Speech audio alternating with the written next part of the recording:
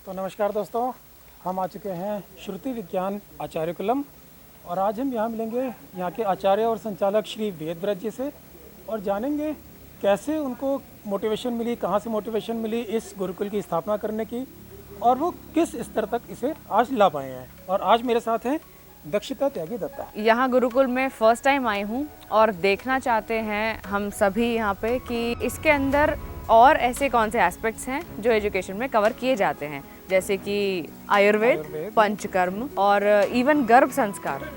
तो ये सब टॉपिक्स हम एक्सप्लोर करेंगे और बहुत एक्साइटेड हूँ। चलिए।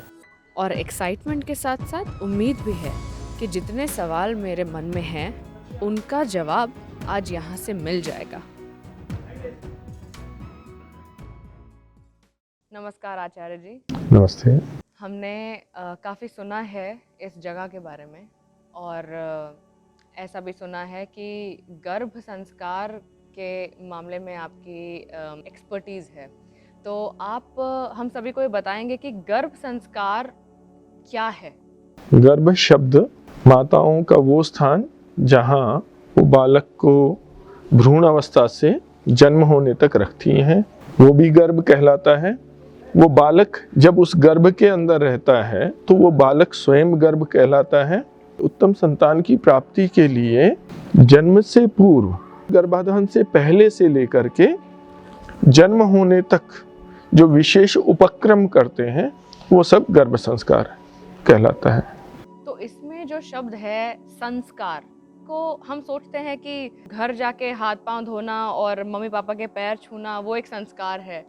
तो यहाँ एक जनमानस में एक बात उठती है कि संस्कार हम अनबॉर्न बेबी में कैसे डाल सकते हैं? माता पिता के पैर छूना, बड़ों का आदर करना, इनको देख करके कोई भी कहता है इस बालक के अच्छे संस्कार हैं।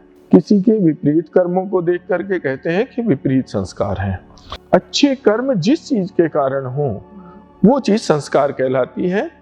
ये सूक्ष्म रूप से छिपी हुई एक चीज है जनमानस के अंदर, एक प्रोग्रामिंग है जिसके अनुसार व्यक्ति जीवन में कर्मों का विस्तार करता है। आजकल लोगों को काफ़ी अवेयरनेस है, शायद इन डेप्थ नॉलेज नहीं हो, पर गर्भ संस्कार अगर ऐसे बात की जाए तो सुनने में आ जाता है कि लोगों को थोड़ा थोड़ा इसके बारे में कुछ पता है। अब वो एग्जैक्टली क्या है और आजकल फिर से एक ऐसी कैसे वेव शुरू हुई है अवेयरनेस की कि इसके बारे में हर जना जानना चाहता है। आज अनेक आवश्यकताएं ऐसी आन पड़ी हैं, अनेक परिस्थितियां ऐसी आन पड़ी हैं कि पुनः समाज इसकी आवश्यकता समझता है, परंतु इन संस्कारों की क्यों आवश्यकता है, क्यों चाहिए, क्या रिलेवेंस है आज के समय में? कोई भी व्यक्ति सामान्य रूप से इसलिए संतान चाहता है कि वंश हमारा चलता रहे।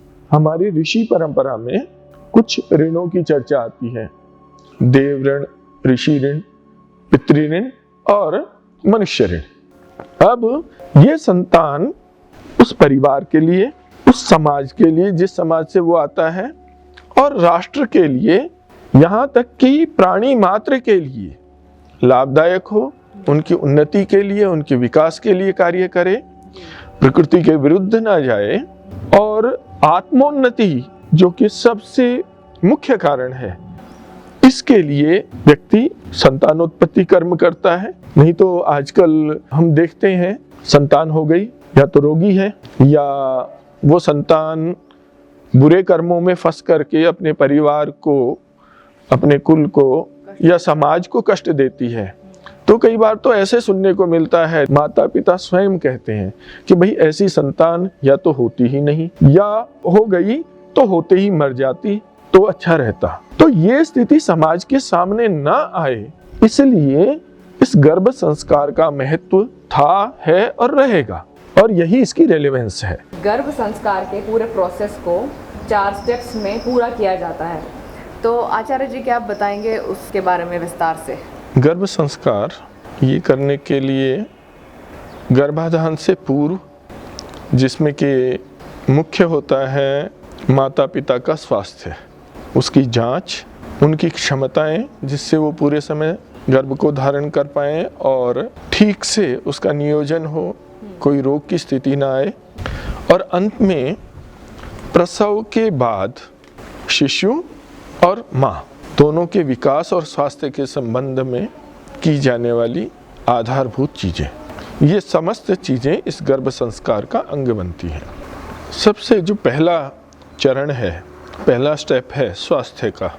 किसी भी दंपत्ति को पूर्ण स्वस्थ होना चाहिए, जिसमें सबसे अधिक महत्वपूर्ण शोधन क्रिया है। पंचकर्म के द्वारा, आयुर्वेदिक पंचकर्म के द्वारा शरीर में जो टॉक्सिन्स हैं, हाँ जी, वो समस्त टॉक्सिन उसमें बाहर कर दिए जाते हैं। अच्छा, और शरीर की पुष्टि के लिए तरह तरह की औषधियों का प्रयोग किया जाता है, भोजन खान पान आदि को सुनिश्चित किया जाता है। इसके होने से लाभ ये रहता है कि जो माता पिता से या आनुवांशिक क्रम से बहुत सारे रोग जो संतान में आते हैं, उनकी संभावना शून्य के बराबर हो जाती है। अच्छा, जैसे कि कोई टेंडेंसी हो या बीमारी हो तो उस तरीके की चीज़ें। जी, इसलिए ये महत्वपूर्ण अंश है। इसके साथ दंपत्ति को ब्रह्मचर्य पूर्वक रहते हुए, कुछ काल बिताते हुए अपनी विचारधाराओं को दृढ़ करना होता है, जिसमें वो बच्चे को ले जाना चाहते हैं। गर्भाधान के लिए दूसरा जो चरण है, जिसमें हम गर्भाधान करते हैं, उत्तम काल का चयन करना पड़ता है।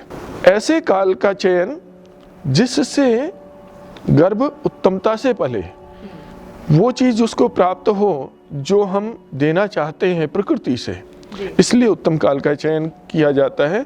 तीसरा जो गर्भाधान के पश्चात और प्रसव से पूर्व है, इसके हमने 3 विभाग किए हैं। पहला विभाग गर्भाधान से लेकर 3 महीने तक का है, जिसमें गर्भ की स्थिति बनाने का विशेष प्रयास किया जाता है, क्योंकि आरंभिक काल में बहुत अधिक संभावनाएं होती हैं कि वो गर्भ चला जाए। तो वो ध्यान रखने वाली बात होती है। जब वो ठीक से अपने स्थान को पकड़ लेता है 3 महीने के बाद, तब इस विषय में ज़्यादा चिंता की बात नहीं रहती है। कुछ माता को तरह तरह की समस्याएं, परेशानियां आती हैं, उनका समाधान करना होता है हमें साथ साथ। दूसरा विभाग जो है इसमें तृतीय चरण के अंतर्गत, जो 4थे महीने से 8वें महीने तक का रहता है, इसमें बालक की बुद्धि का निर्माण का मुख्य रूप से समय है। इसमें खान पान संबंधी बहुत सारी चीज़ें हैं जिनका पालन करना होता है। अंतिम जो समय है उसमें प्रसव की तैयारियों का समय रहता है, जिससे प्रसव सुखपूर्वक हो जाए। 4थे चरण में जैसे प्रसव हुआ, बालक में कोई विकृति ना आए, इसलिए ठंडे में, कूलर में, यहाँ तक कि जो पंखे की सीधी हवा है उससे भी प्रसूता स्त्री को और उस बालक को बचाया जाता है। यद्यपि पसीने इत्यादि से परेशानी होती है, बहुत कष्ट होता है, फिर भी शाल आदि गर्मी के मौसम में भी उड़ा के रखा जाता था। पुराने समय से ये परंपरा थी। आयुर्वेद इसको पूरी तरह से इसका समर्थन करता है और इस बात को बताता है, जो आज के समय में लोग नहीं करते हैं, उसका आचरण बिल्कुल नहीं होता है, जिसके कारण तरह तरह की समस्याएं आती हैं। आजकल तो हम देखते हैं कि जैसे प्रेगनेंसी के टाइम पे क्रेविंग होती है अलग अलग, कि ये खाने की इच्छा कर रही है, वो खाने की इच्छा कर रही है। हाँ, जैसे बालक गर्भ में आता है, खाने की इच्छा ही नहीं, वैचारिक रूप से भी स्त्री अपने अंदर परिवर्तन देखती है। जो स्वभाव है उसका अपना, जिसको वो जानती है मेरा ये स्वभाव है, उससे भिन्न चीज़ें, उससे बहुत सारी अलग चीज़ें वो अपने जीवन में महसूस करती है। उस बालक की इच्छाएं माँ के माध्यम से प्रकट होती हैं खाने पीने की, जिनको दबाया नहीं जाता, चाहे वो विरुद्ध भी क्यों ना हो। उसको थोड़े से अंश में आवश्यकता हो तो खूब पर्याप्त अंश में स्त्री को देना आवश्यक है। वो दे दिया तो बालक जो पैदा होगा वो कुंठित नहीं होगा। ये बहुत महत्वपूर्ण अंश है, क्योंकि यदि इच्छा पूर्ति नहीं की गई, उसको दबा दिया गया, वो बालक के अंदर एक कुंठा लेकर के वो बालक इस संसार में आएगा और वो कुंठा कहीं ना कहीं उस बालक को परेशान करेगी। इसलिए उन इच्छाओं को दबाया नहीं जाता, समाधान किया जाता है, या तो पूरा करके या बौद्धिक रूप से। गर्भाधान के पश्चात 20-20 दिन के बाद पति पत्नी की उनको बुलाते हैं, उनकी काउंसलिंग होती है। स्त्रियों को बहुत सारी शारीरिक समस्याएं होती हैं जिसको हम प्राण चिकित्सा के माध्यम से समाधान कर देते हैं। मात्र समाधान ही नहीं, उस बालक के अंदर संस्कारों को प्रवेश करा दिया जाता है। मतलब एक तरीके से बच्चे की गर्भ में ही प्रोग्रामिंग कर दी जाती है। जी। इतनी गहनता से कभी इन चीज़ों पे विचार किया नहीं जाता अनटिल द टाइम आप उसी परिस्थिति में अपने आप को पाते हैं।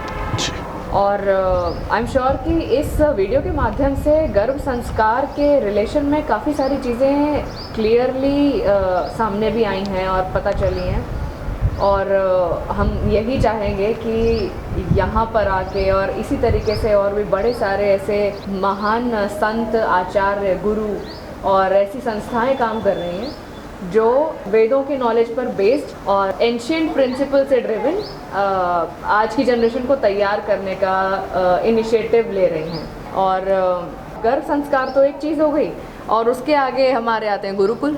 तो गुरुकुल की वीडियो भी हम यहीं पर आपको दिखाएंगे कि किस तरीके से बच्चे यहाँ पर पढ़ाए जाते हैं और शिक्षा ग्रहण करते हैं और करते हैं बहुत सारी इंटरेस्टिंग चीज़ें। तो दोस्तों, आज हमने जाना गर्भ संस्कार के बारे में थोड़ा विस्तार से। अब हम अगले वीडियो में आयुर्वेद को समझने की चेष्टा करेंगे। मिलते हैं अगले वीडियो में, तब तक के लिए आज्ञा।